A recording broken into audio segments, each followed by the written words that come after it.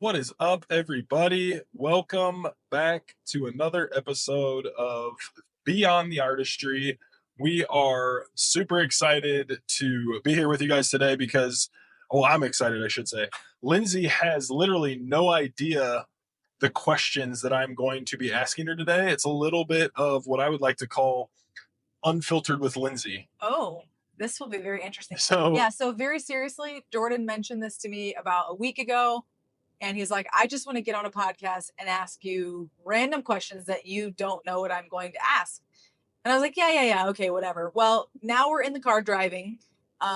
It's a long story, but we're driving right now, and we've been in the car for almost 16 hours with no children. And so he's like, okay, we're going to do that thing that I talked to you about a week ago. So I literally have zero idea what's coming. So just take everything I say with a grain of salt. Also running on very little sleep right now. yeah. So today, Lindsay is in the hot seat. So we're going to go and we're going to get what I would like to call beyond the brows today, beyond the bookings, beyond the business. And we're going to get a little real today. Oh, Okay. So are you ready for that? sure, yeah. Okay. So first question right off the hot seat. All right. We'll just start with just some kind of playful and unexpected things right off the bat here. Okay. All right. So what is one thing that people assume about you that couldn't be further from the truth? So I have been told many times since starting a business that I have resting bee face. And I'm not going to say that word because it's not necessary. However, I have been told that many times. If you know me, I have dark eyebrows, I have dark eyes, and I have dark hair. Dark features, for Dark sure. features. And so I can come across, when people look at me, I can come across like I'm intimidating or like I'm mean, or that I'm just like not very kind, which could be further from the truth. Like I definitely have a strong personality for sure. And I think that's served me both well in life, but also things that I've definitely had to retract and work on. For sure. But I am a very nice person. Like when you talk to me, I would like to think that I'm very kind and very nice. Why are you laughing? No, it's just when I asked this question, that like your answer right there that you just gave was literally the exact answer that I thought you were gonna say. That's Like awesome. was totally like predictable by me, but maybe other people are like thinking that like, oh, I didn't know that. That's so funny. Well, we've been married 11 years, so we often think the same things and we were often on the same page about things, which is Yeah. pretty cool. So yeah, that's what I would say. I would say if you get to know me, I'm very kind, I'm very loving, I'm also very loyal as well. Um, so yeah, I think Cool. yeah. Yeah. Okay, second one. What's your secret like non-brow talent that no one would know about? So outside of like doing permanent makeup, outside of doing eyebrows now for the past like 8 years, 9 years, what what's one hidden talent that like not many of our clients would know that you're good at? So I think of two things, maybe three things right off the bat. I was a college volleyball player, so I've been playing volleyball since I was like 3 years old. Actually, not six, 3 years old. I am athletic, and so that's one thing. Ceramics. I actually did that in college, like because I'm an art major and I'm a graphic design major. So I did ceramics in college. My ceramics teacher told me that I should make a career out of doing ceramics. And I was like, listen, lady, I love you. She was like one of my favorite teachers ever. She's so stinking sweet. I'm like, this is not realistic. I do not want to be a ceramics teacher. Although I love it, I have a talent for it. It, calms me down and all the things, but like, I'm not going to make a career out of this. So that's something that you probably didn't know about me. And I still have a lot of ceramic pieces at our house today. Yeah. Some of them I've thrown away, but actually won awards in college for my ceramic pieces. So that's a hidden talent for sure. The other love of mine, Jordan asked me a couple of months ago, if I wasn't a permanent makeup artist, what would I like? What would I do? What would my career be? And I would for sure be a naturopathic doctor. I love all things natural. I love homeopathy. I love trying to figure out like what ways I can help make our family healthier, what ways I can make our kids healthier through what we eat, through what supplements we're taking, and just all those things. I've really developed like a natural love for that out of different health issues that not only I have had that I've spoke about like recently in our podcast, but then also like just issues our children have had too. Yep. That Yeah. was a really long answer. So Oh, it's okay. You yeah. gave like 3 because you're super talented. So that's how it goes. As for No, one, and I Lindsay, just as for one talent, and Lindsay's like, "Yep, hey, this one, and then this one, and this one, and like more. You want no, more? I got more." no, I just can. If you know me, I can never give a short answer That's ever. true. So that's just how I am. That's very true. Very deep, very thoughtful answers for sure. Which is another reason why I wanted to do this podcast right here.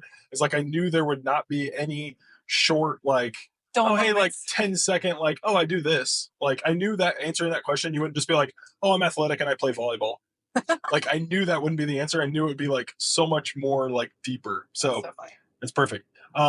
So keeping it lighthearted still here. Like describe your first impression of me Oh, when we met at Bethel.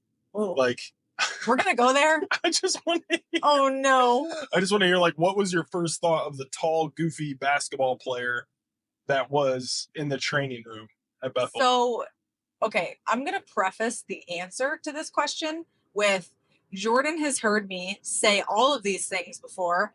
Jordan knows exactly actually what I thought about him when I first met him. And so our listeners right now are probably like, "Oh my gosh, Lindsay, how could you like react like that to that type of question?" Well, let me take you back 12 years, right? Probably 13. 13 years. Let me just rewind a little bit here. This will also be a very long-winded answer. Um, how I felt about Jordan then is definitely not how I think about him now, obviously. But I actually, on a very personal level, since we're going there, actually almost got married before I met Jordan. So I was dating this guy in the military. Um, uh, yeah, not a great relationship in any way, shape, or form. But unfortunately, I like fell head over heels for this guy, and we almost got married. And so, thank God we didn't. I 100% know that the Lord totally kept me safe from that relationship, but I had a really hard time getting over him for several years. And so, my sophomore year, I moved back home because I went to University of Indianapolis my freshman year. So I moved back to Bethel College for to play volleyball at both colleges, and met Jordan and like while I was dating this other guy and just like very friendly, like short interactions, I would say. And then this guy and I broke up, and Jordan was one of the first people that I reached out to. I don't even know why. We had recently interacted, and so I just like started chatting with him through Facebook Messenger, right? Right? Yeah. Yeah, through Facebook Messenger. And we had this guy and I had just broken up. I was in North Carolina at the time. We came home, or I came home early. It was on summer break. And then Jordan and I kind of started talking. So I actually, like I said, Jordan knows all of this. So I am not speaking this for the first time. Jordan just likes to hear me say these things for whatever reason. I actually was not attracted to Jordan, like not even a little bit, when we first met. It's a long story how we met. However, I won't get into that part of it. But we met and I really was not attracted to him because if you have ever been in love with someone and then you try to move on to someone else, it's really not that simple. And so I just did not find anybody attractive. I was completely heartbroken, crushed, like was the worst heartbreak I've ever had. But I was not ready to like move on to think about another man like that I could potentially like fall for. Just wasn't there yet. And so yeah, I did not think Jordan was attractive. I loved that he was athletic and things like that, but it took me quite a while to actually develop that love for him, which is also another story. But obviously now I'm wildly attracted to Jordan, aka we've had 3 children together, so there's that. So I don't know if you answered the question. Like, what was your first impression of me? I You said, kind of just danced around the whole thing that like you were basically just not attracted to me. Is that what? yeah, that's the answer to the question. Okay. I wasn't attracted to you. That I was love that you were a baller. You have mad skills playing basketball, but I was not attracted to you. Yeah, that answers your question. okay. Okay. Okay. Um, Can I stop now? no, you're still in the hot seat for a little while longer. So what's something um you've had to unlearn in this journey? And it could be like as a PMU artist, as a wife, as a business leader. Like what's one Oh. thing that's like, okay, I've had to totally like forget that like that I've known that in the journey. So the first thing that comes to my mind would be I've had to like learn to let go of what other people think of me because that's kind of been, I think that's a lot of girls or women struggle just to, uh, like in general, it's a struggle of a lot of women. Some women straight up don't care what people think of them, which is amazing. I love that. While other people just have a hard time holding on to things. And so I am one of those people, but I'm learning the older I get to not be so wrapped up in what other people think of me just because what they think of me, if it's negative, it's more a reflection on them and who they are versus how it is for me. Especially because I don't make enemies and I go out of my way to not create enemies. But that comes from a fear of people not liking me. And so I don't know if I've ever actually said this out loud before, but I just don't, I try to keep the peace as much as possible. And I think as a Christian, that's what we're called to do. Now, obviously, in business, there have been moments where I have dealt with clients who there is no way to make them happy, and there's nothing that I can do as I try to keep the peace as much as possible. That's just part of being a business owner. You unfortunately will not be able to make everybody happy, but that's what we strive to do. So I've had to kind of learn to let go of those types of things because I can't always make people happy. I just have to do the things that I can do and be in control of the things that I can control. And the rest is just up to the Lord and how He allows things to play out in my life. But I obviously always strive for um, perfectionism, just as who I am as a person, who Lindsay is. I am a perfectionist in every way, shape, or form. And so, yeah, I would say that I've had to learn to like let go of just a lot of things, and that's still a constant struggle for me actually. But I think I'm getting a little bit better at it. Yeah, so talking on the like being perfect or like feeling like you need to strive to be perfect, like what's one piece of advice for other business women that are maybe just starting off in their journey? Like how do you balance being the business owner, the mom, the wife, and then like still feel like yourself like through it all? Like how what's the best piece of advice you could give to balance all of those roles? Well, I think for several years, Jordan and I strived to have like a work life balance or family life balance at home. Once I brought Jordan into business with me, the one thing that we were like, we have to have more family life balance. We have to balance, we have to balance, we have to balance. And I think just like as time has gone on, we've been like, what's balance? Like there is no balance. Like you can't be perfect in business, perfect at home, and then be a perfect mom and a wife as well. So like one area always seems to lack a little bit. You just have to choose which area lacks. And so we don't really believe in like a work balance life. Um, but I think that that's one thing that a lot of people strive to do, and it's just really not super possible. But a piece of advice I would give to someone who is maybe more of a perfectionist, like I think perfectionists are also control freaks. Like I'm speaking that to myself too. Like we want to be in control of every aspect of our life. And whether you're a Christian or not, I'm just saying from my perspective, like being a believer, like one word, and by the way, I am not I'm going to choose a word for the year to live by. If you do that, that's amazing. But I just have never been that person. And so the word that I chose, and I actually chose it in March, and Jordan was like, we're already a quarter of the way through the year. You can't choose a word now. And I was like, I can do what I want. And so I chose a word, and my word was surrender because honestly, like I struggle with surrendering to the Lord. I struggle with things being in my control. And as a believer, as a wife, as a mom, as a business owner, like I cannot be in control of everything. And so in this very moment, actually, we're dealing with a kind of a big issue in our business right now that has just developed over the last 30 minutes. And I'm sitting here telling myself, you are not in control. You are not in control. Do not stress. Do not stress. Like the Lord will work it out. It'll be fine. Everything will work itself out. And it's a big deal what we're like currently experiencing.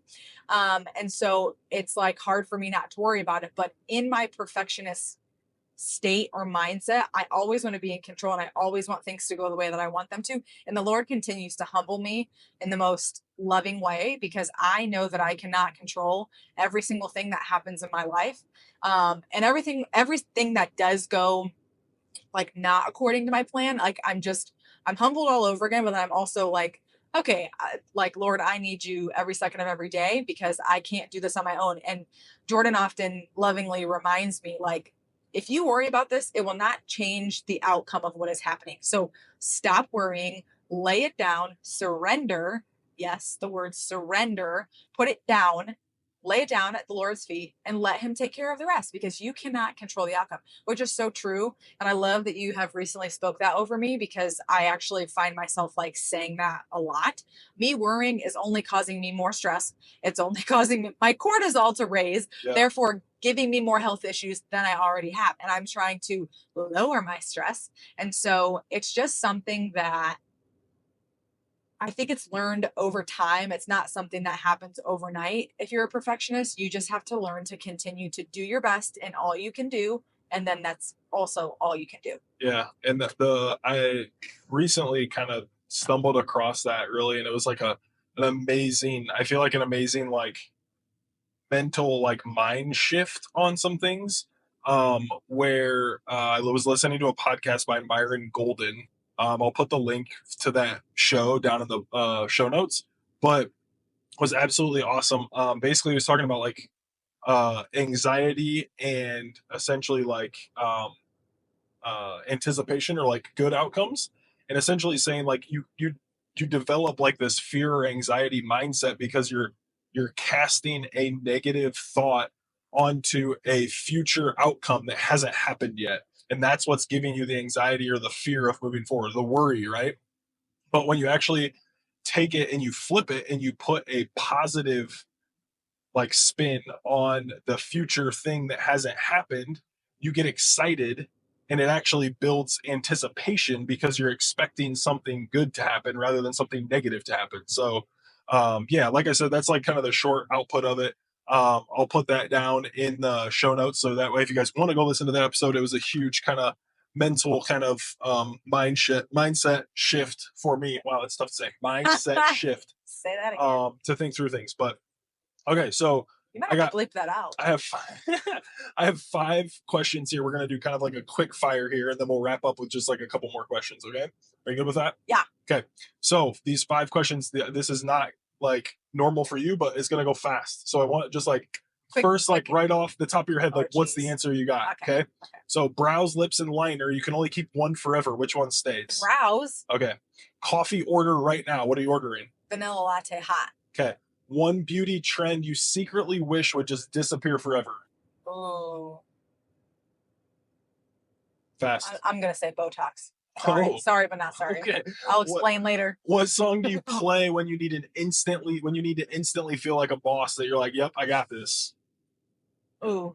Or genre. Give me a genre of the song. Like probably worship, to be honest with you. Oh, okay. One thing you hope that our daughters would learn by watching you. This could make me cry. That's a horrible question to ask me to make me give that a short answer. No, I want them to see Jesus in me, and I want them to know that they're a child of God, and I want them to know that they are loved, cherished, and cared for by their Father, Heavenly Father. And I want them to know that their beauty comes from within, not from outside. Awesome. What would so we're off the those are great. You did absolutely. I love that last one. Stressed. Too. My cortisol. I'm stressed. Oh no. You're almost off the hot seat. You're good. Okay, so just a couple more questions here. What is one thing that you've never said on the podcast before so far, but you feel like you're ready to say right now? Oof. I am coming to this point where I am ready to like talk about beauty trends, which is why I mentioned Botox. I am ready to talk about beauty trends that are currently causing major health problems in women. And I'm not going to get on the topic now because it's a very hot topic, and I know that I'm probably going to ruffle a lot of feathers in our industry, and even with potential friends that I have no desire to do that. I have no desire to ruffle feathers. But the reality is a lot of the things that we are putting in our bodies are causing major health problems, cancer, autoimmune diseases, and they're learning more and more and more as time goes on. And it's just I'm just not okay with it. Like if you do Botox and feel amazing, I'm so happy for you. Actually secretly wish that I could get those services done. However, I have a certain gene where my body, it's called the MTHFR, my body does not detox what a normal person's body detoxes. Therefore, I literally have to be so careful about what I touch, what I eat, what I smell, what I drink, my environment, like all the things. And so that's another reason why I've developed a passion for health and nutrition and things like that, and supplements and just natural healing of what our bodies are capable of by the good Lord. And so I'm ready to like break a lot of those stigmas that like you have to do these types of services in order to fit this mold of what a woman should look like so that you don't have wrinkles or anything like that. I think that we can do a lot of other services, beauty services. Excuse me, that excuse me. This is what happens when I talk and don't breathe in between sentences. You can still get beauty services done that are going to benefit your skin even more than what Botox and fillers can do. Still give you a youthful look and appearance, but you can still move your face and all that. And so, yeah, I would say like the beauty industry as a whole needs a big shift, and I'm first in line for it. Yeah. Okay. So final thing, final questions. Finish the sentence. Beyond the artistry, I am blank. Um ooh. The first word that came to me was forgiven, but I feel like that's a really like generic answer from a believer. I am enough. That's what I'm gonna say. Nice. Beautiful. You are like officially off the hot seat. Woo-woo. You survived. That was fun. Were you sweaty? Not at all. Okay. That was fun. We'll have to see if you guys like this kind of stuff where it's like a little bit more impromptu, where it's like Impromptu for sure. where like Lindsay has no idea or I have no idea, like questions or things like that. Let us know. It's something that's interesting. I like kind of like little surprises like that, but I'd say I like the surprises when I'm on the surprising side, not on the one being surprised. Oh, So good to know. yeah, so that's all we have for now. Thank you guys so much for listening.